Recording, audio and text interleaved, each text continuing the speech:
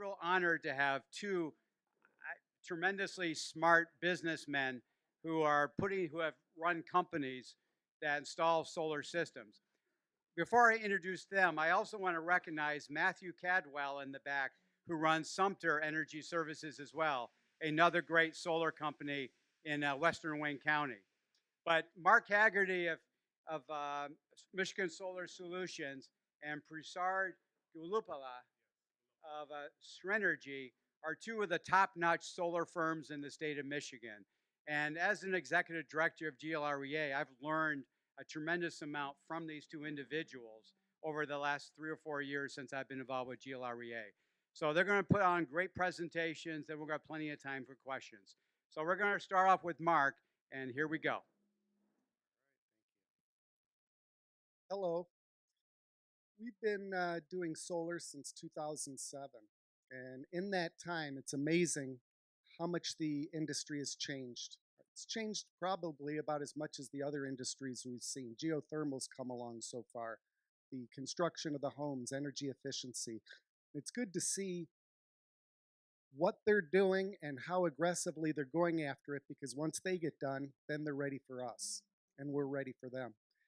In the 11 years we've been doing this, the solar panels have gone from about 200 watts for a typical size solar panel up to now we see them at 330 watts.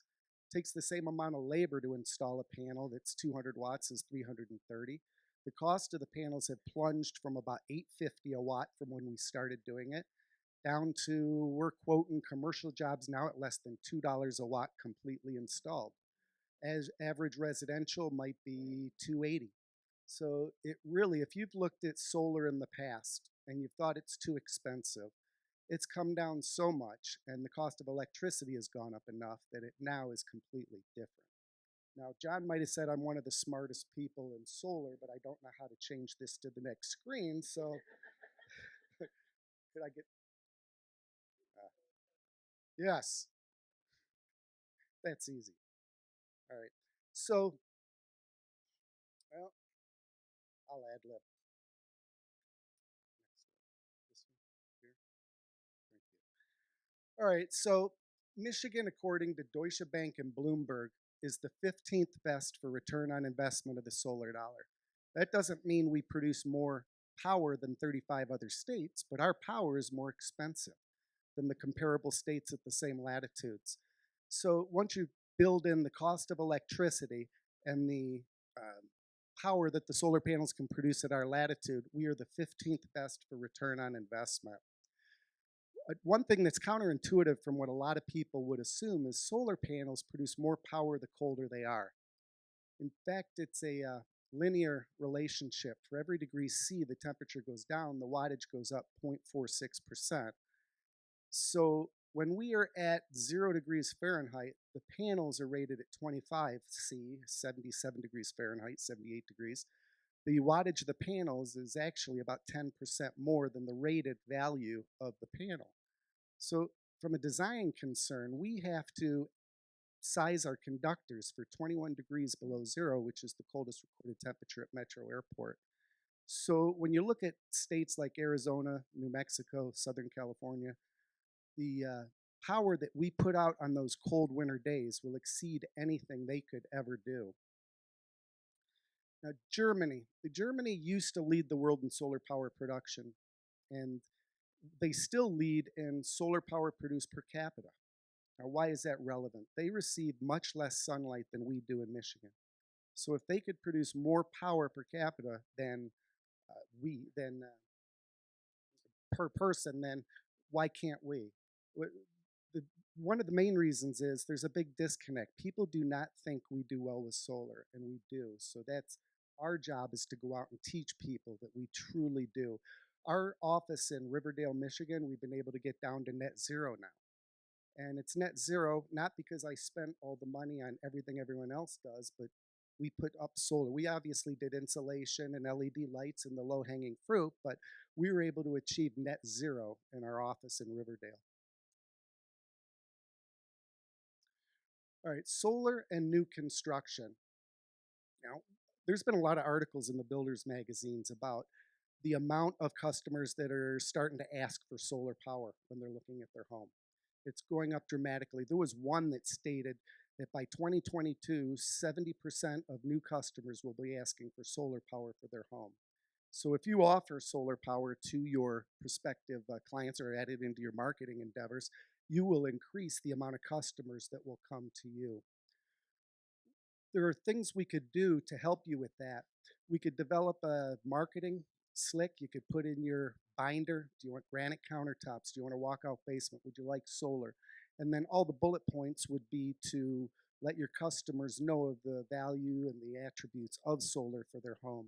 We could look at the plot plans for your development, and we could see that these lots right here are perfect for solar. You could put the panels on the back of the home. We can size it. We could tell you with your spec homes how much power you could produce, so you could actually market it very well to those prospective clients. Now, with a new home and it being buried into the mortgage, it's immediately cash flow positive. If you pay cash for the job, it will take you maybe 7-8 years to have your investment return. But if you put the solar up, you bury it into the mortgage, you're going to have an immediate positive cash flow on it. And to back up about the certification, the Pearl certification is now applicable for solar. We can certify it, which will give the appraisers the ability to have a legal paper to add that value of the system to your home.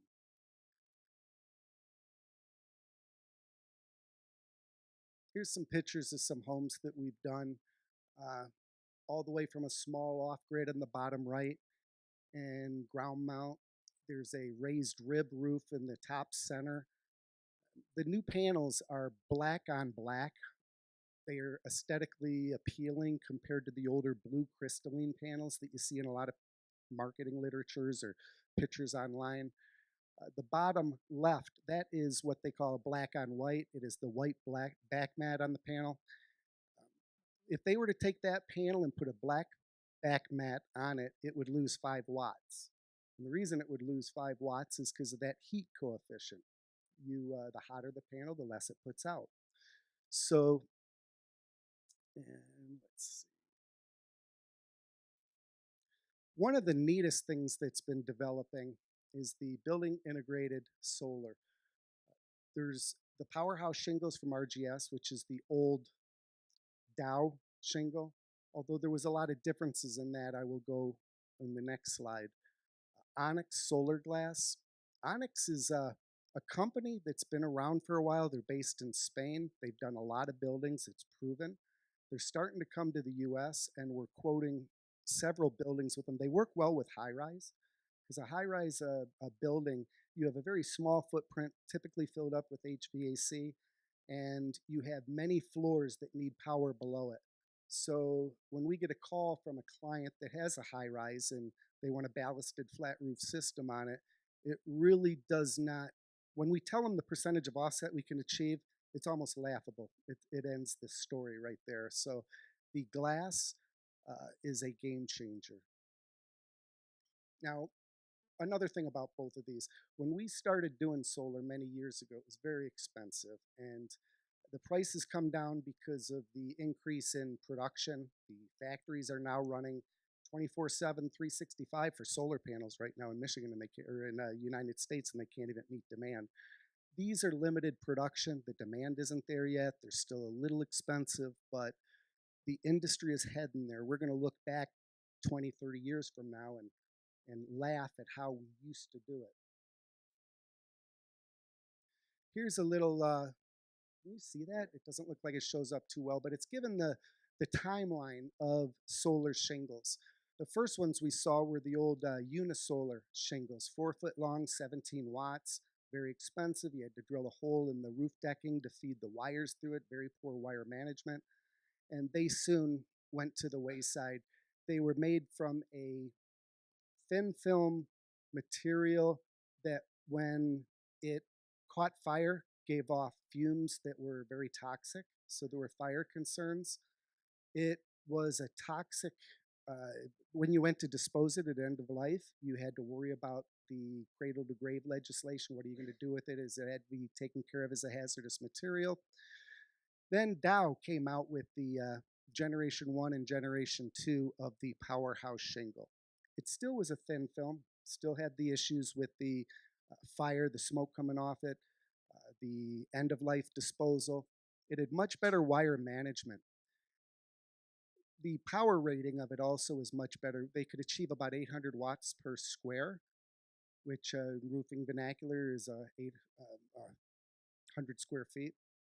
So the RGS Powerhouse Generation 3 shingle has come a long way. They no longer use the thin film. It's the crystalline that's the same as you would put in a regular solar panel. And so it doesn't have the fire issues. It has much better wire management issues. It's amazing what they've done there. No end of life disposal issues. And now we get 1,000 watts per square on them. So the game is starting to change on building integrated PV. The Onyx Glass, they make it to order. So if you were building a high rise or doing a building, we quoted a house on Lake Michigan, a big home, about a year ago. And I wish I would have got involved a little bit earlier in the timeline. The owner had a lot of money and they didn't want to see solar panels. Hiding them was a big concern. If I would have got involved a little earlier in the design cycle, we could have put this onyx glass on the lake side of it. It would have got the reflected value at end of day, which is the peak time that the grid needs the power. So they could have went to a time of day rate in the home and ended up saving a lot of money. See, great for high rise. Put the glass into a pace loan. We have a gentleman coming up in the next panel that is going to talk about pace. So pace for a building like this. Suddenly, every building you build, there's budget issues. But when you take the glass and you take a lot of the components of the building out of the building budget and put it into a pace loan, suddenly it frees up other capital. We'll talk much more in detail about that. The glass itself, we building in Detroit, we put up two mimicked two of the windows we replaced with two different wattage windows, and the difference in it is the higher the wattage the window, the more obscure looking through it is. So the owner of a building can actually pick how much they want it shaded, and the more shading gives it the more power production.